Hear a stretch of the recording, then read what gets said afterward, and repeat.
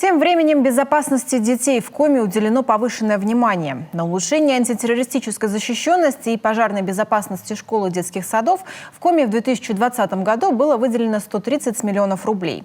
Цифру во время своего доклада Госсовету Республики озвучил глава региона Владимир Уйба.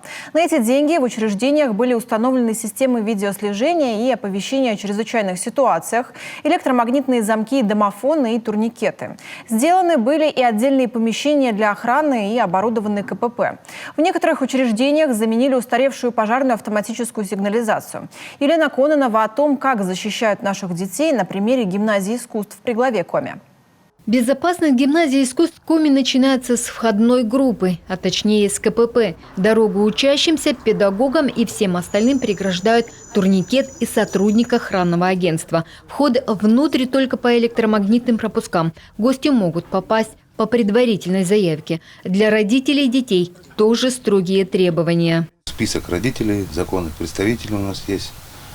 Если бабушка, мама пришла, также паспорт посмотрели, по списку проверили, да, действительно мама. Журнал записали, зашли. А чужие просто так не пройдут.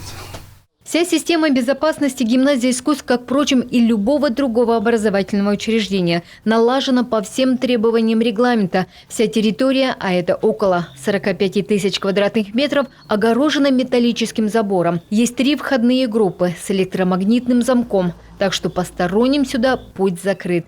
При этом вся территория отслеживается камерами. Их здесь 96. Не только на улице, но и внутри зданий. Во всех объектах вахты с охранником, где тоже строгая система контроля доступа, а в некоторых установлены даже рамки металлодетектора. Срабатывает металлодетектор на наличие различных металлических предметов. Впрочем, у каждого охранника есть и такой металлодетектор, ручной. На каждом КПП тревожная кнопка, которая напрямую выходит на пульт Росгвардии. Даже если электричество будет отключено, группа немедленного реагирования все равно получит сигнал. Словом, здесь все сделано по требованиям антитеррористической защищенности объектов образования. Сотрудники гимназии говорят, они и дети здесь как за каменной стеной. Родители у нас тоже многие говорят, что это хорошо, потому что дети не могут выйти сами по себе, несовершеннолетние, с территории гимназии, и взрослые тоже посторонние не могут нам зайти. Налажена работа и по противопожарной безопасности. На случай возгорания здесь установлены сигнализация, система оповещения о пожаре, водяного тушения и дымоудаления. Также по пожарной безопасности все у нас помещения имеют датчики тревожные, это на задымление, на пожар они реагируют, то есть сразу же уходит сигнал на пульт МЧС.